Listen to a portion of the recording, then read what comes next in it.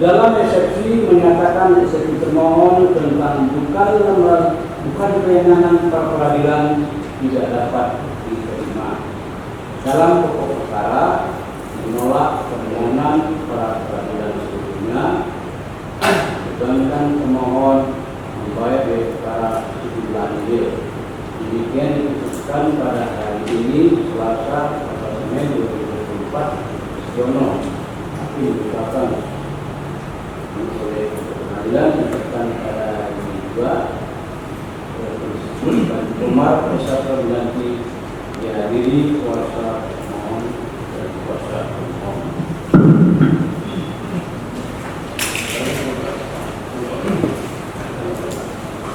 Setelah kami bacakan perkara sudah selesai, sidang dinyatakan ditutup. Terima kasih yang mulia.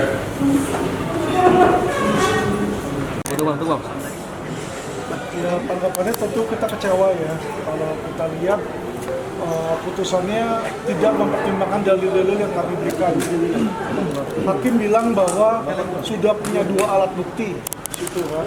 Padahal di dalil kami nyatakan bahwa alat bukti keterangan saksi dan keterangan ahli itu nggak ada.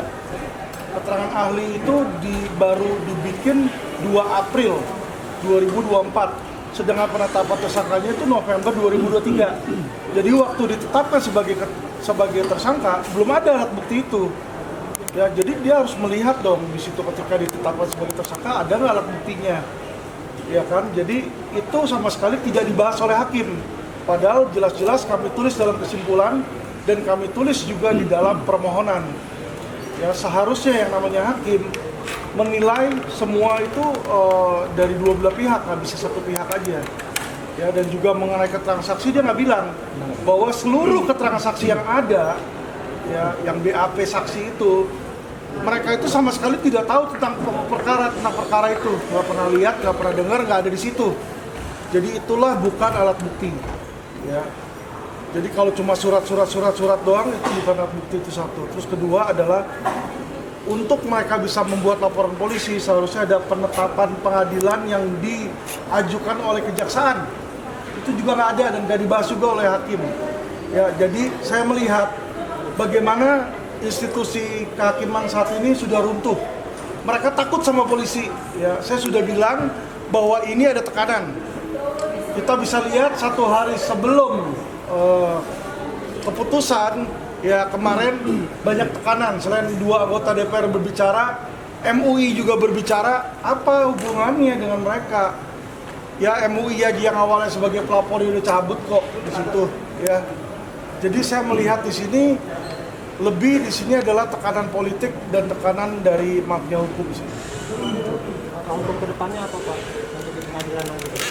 Kami mau mengajukan gelar perkara di kepolisian kembali di situ. Ya, dan mungkin melibatkan ombudsman juga. Pak, tadi ada banyak keterangan dari hakim bahwa bukan kewenangan dari hakim di pra peradilan. Tanggapannya gimana?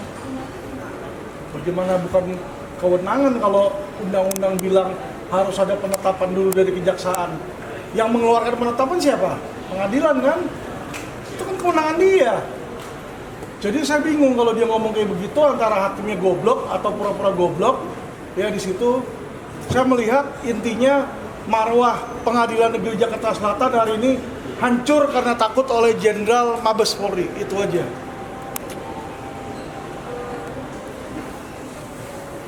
Persiapan ombudsman Pak mungkin ada nanti apa? Oh iya, tentu kita udah siapin juga surat untuk permohonan gelar perkara sebagaimana sesuai perkap ya. Apa targetnya di Minggu ini. Terkait dengan pra peradilan ini atau terkait apa? Bukan pra peradilan dan terkait dengan penetapan tersangka yang tidak ada dan penyidikan yang nggak benar itu. Selayaknya tadi Pak menyampaikan hakim bahwa tidak menerima segala bentuk kesaksian yang disampaikan oleh pemohon. Ya itulah. Gimana pra peradilan? Makanya kalau mereka udah takut oleh tekanan itu sama sekali nggak dilihat. Harusnya yang namanya pengadilan itu mempertimbangkan kedua belah pihak, mencari ya kan titik terang di situ, bukan seenaknya dia sendiri di situ. Oke, Terima Itu aja. Terima kasih. Sehat-sehat bro. Kepala saya udah kelihatan. Iya. Dan itu